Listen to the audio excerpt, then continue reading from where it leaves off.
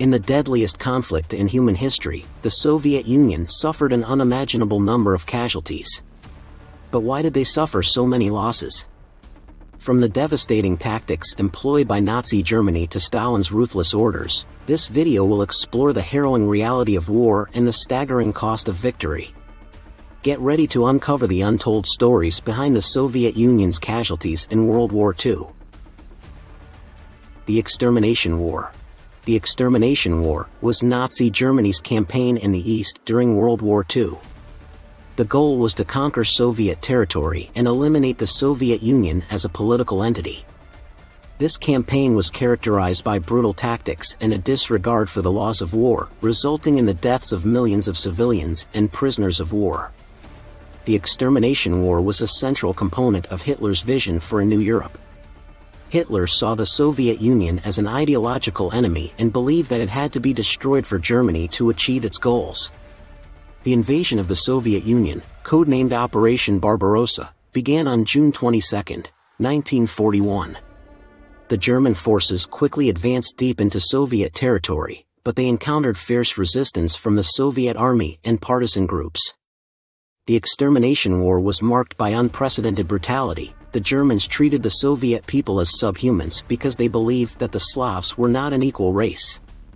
This led to widespread atrocities, including mass executions of civilians and the burning of villages, and they also carried out a systematic campaign of rape and sexual violence against Soviet women. The Extermination War was not just a military campaign, it was also a racial war. The Germans believed that the Slavic peoples were inferior, and they wanted to eliminate them. The Germans implemented a policy of forced labor, where millions of Soviet civilians were forced to work in German factories and farms. The living conditions for these forced laborers were terrible, and many died due to starvation, disease, and exhaustion. The German army also targeted Soviet Jews for extermination. The Einsatzgruppen, mobile killing squads, operated behind the front lines and systematically searched villages for Jews and other groups deemed undesirable, such as Roma and Sindhi people, political commissars, and partisans. The Einsatzgruppen killed over 1 million people in the East, making them one of the deadliest killing machines of the war. The Extermination War was also characterized by the mass killing of Soviet prisoners of war. The Germans treated Soviet POWs terribly, often denying them basic needs such as food, water, and shelter. The Germans also carried out mass executions of Soviet POWs, often killing them by the thousands at a time. However, the German army's initial success was not sustainable, and the Soviet army eventually began to push the Germans back. However, the brutality and mass killings committed by the Germans would never be forgotten by the Soviet people and would shape the Soviet Union's perception of Germany and the West for decades to come. The German tactic. The German army's tactics and the initial stages of the invasion of the Soviet Union were focused on rapid advance and encirclement of Soviet forces. This resulted in the capture of huge numbers of Soviet troops. One tactic employed by the Germans was to attack Soviet forces from multiple directions, trapping them in a pocket, and then closing in to cut off any hope of escape. The number of Soviet POWs captured by the Germans was staggering. According to official Soviet estimates, over 5.7 million Soviet soldiers were captured by the Germans during the war. The German army was ill-equipped to handle such a large number of prisoners, and many POWs were crammed into makeshift camps without adequate shelter, clothing, or food. One of the reasons why so many Soviet POWs died in German captivity was the deliberate policy of starvation and neglect. The German High Command saw the captured Soviet soldiers as expendable, and many were left to die of hunger and disease. German soldiers were given orders to kill any POWs who attempted to escape, which further discouraged any attempts to break free from captivity.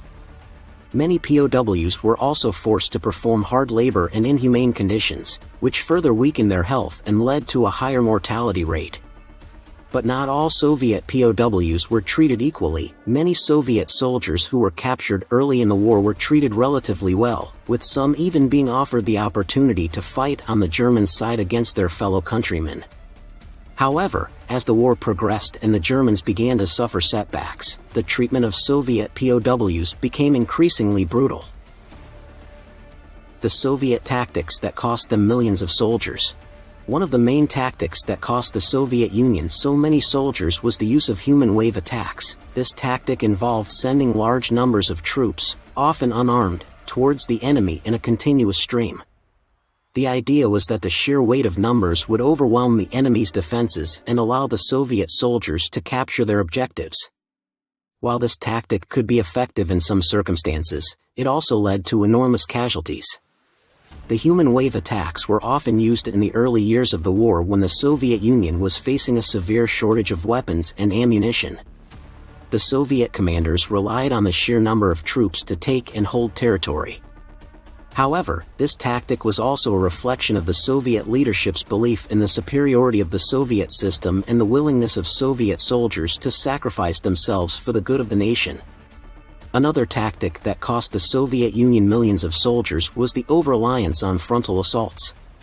The Soviet Union often launched massive offensives against heavily fortified German positions without first softening up the defenses with artillery or airstrikes. This tactic also led to a high number of casualties as Soviet soldiers charged headlong into a hail of machine gun fire and artillery. The Soviet Union also suffered from a lack of coordination between its various military branches. The Soviet Army, Navy, and Air Force operated independently of each other, leading to a lack of synergy and coordination on the battlefield. This lack of coordination often meant that the Soviet Union was unable to exploit any weaknesses in the German defenses, leading to costly failures. The third tactic that led to heavy Soviet losses was the tendency to rely on mass tank assaults. While the Soviet Union had a large number of tanks, they were often deployed in large groups without proper support from infantry or air support. The German army was well equipped to deal with Soviet tanks, and their anti-tank weapons were highly effective.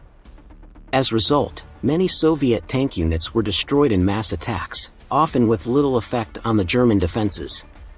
The Soviet Union also suffered from a lack of training and experience among its soldiers. In the early years of the war, the Soviet army was rapidly expanded, with many soldiers receiving only a few weeks of training before being sent to the front lines. This lack of training meant that many Soviet soldiers were ill-prepared for the realities of modern warfare and were unable to effectively carry out their duties. Stalin's no-step-back order. The no-step-back order, or Order Number 227, was issued by Stalin in July 1942 during a critical phase of the war. The Germans had launched a massive offensive codenamed Operation Edelweiss, named after the mountain flower with which the Germans planned to gain control over the Caucasus and capture the Baku oil fields. The Soviet Union was facing a dire situation with its armies stretched thin and facing the possibility of being encircled and destroyed. In this context, Stalin issued the order that came to be known as Not One Step Back.